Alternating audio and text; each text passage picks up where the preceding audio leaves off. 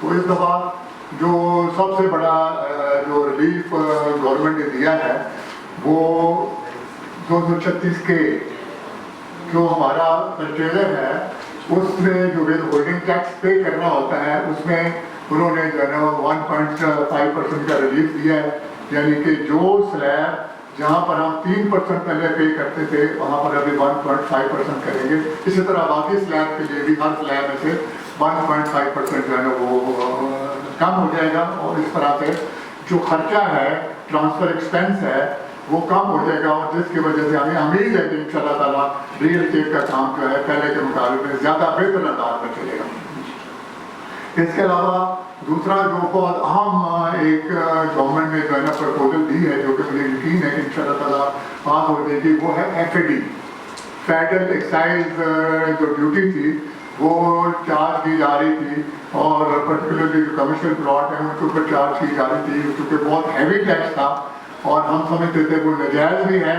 اس وجہ سے وہ جو کمرشل پراپرٹی میں انویسٹ کرنے والے لوگ تھے وہ ہیزیٹنٹ تھے، وہ خوفزدہ تھے کہ اتنا بڑا ٹیکس دے کے at the end of the day ہمیں کیا بچے گا. تو لہٰذا FAD کو ابالش کر دیا گیا ہے، ختم کر دیا گیا ہے، جو کہ میں سمجھتا ہوں کہ گورنمنٹ کا اچھا اقدام ہے، اس کے لیے ہمیں ان کو اپریشیٹ بھی کرنا ہے. اس کے علاوہ جو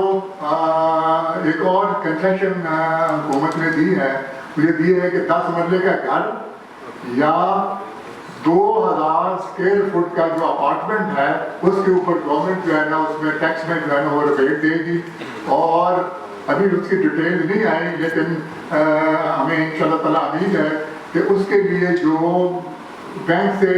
لون لینا چاہے گا اس کو بہت کم لون کے اوپر جو پہلا گھر ہوگا، جو کسی کا اگر کوئی تجارتی مقاصد کے لیے لون لے رہا ہے تو وہ تو وہی ہوگا جو آلریڈی چل رہا ہے، لیکن اگر اپنا کوئی پہلا گھر خریدنا چاہ رہا ہے یا اپارٹمنٹ جو کہ 2000 اسکوائر فٹ سے کم ہے تو اس کو بھی انشاءاللہ تعالیٰ ٹیکس میں بھی ریلیف ملے گا، اور اس کے ساتھ ساتھ اس کا جو بینک کا مارک اپ ہے اس میں بھی ریلیف ملے گا، جو کہ میں سمجھتا ہوں کہ ایک بہت اچھا اقدام ہے. کیونکہ ہر آدمی سمجھتا ہے کہ گھر نہ صرف اس کی ضرورت ہے بلکہ ایک سوشل